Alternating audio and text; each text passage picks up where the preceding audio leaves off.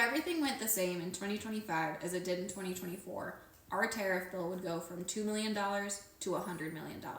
So a lot of people have been asking me where $100 million comes from, and specifically why it isn't just $2 million plus 145%, which would get us to about $5 million. So the reason that it isn't $5 million is because if you remember, during the first Trump administration, there were tariffs implemented on a lot of categories of products. I'm going to arrange my counters here while I'm talking. So these tariffs ultimately did not include toys.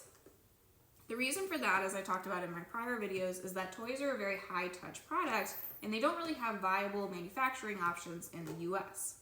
So because of that, during the first Trump administration, the tariffs did not apply to toys. Now obviously we have some tariffs because we paid $2 million in 2024. So I'm going to flip over one counter here to represent that. As it stands today, about 60% of our products are made in China. So I'm going to separate out these counters to represent that. So I have 60% over here.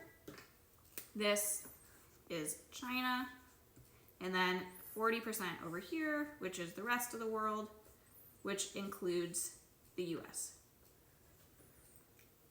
So now the tariffs are implemented by country.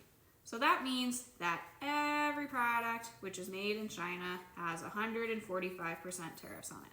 So where we went from before, we had one counter representing our tariffs. Now every product has a tariff.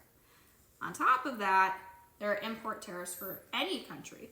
So in the rest of the world category, there are also several counters which get turned over to represent tariffs coming from other manufacturing hubs around the world.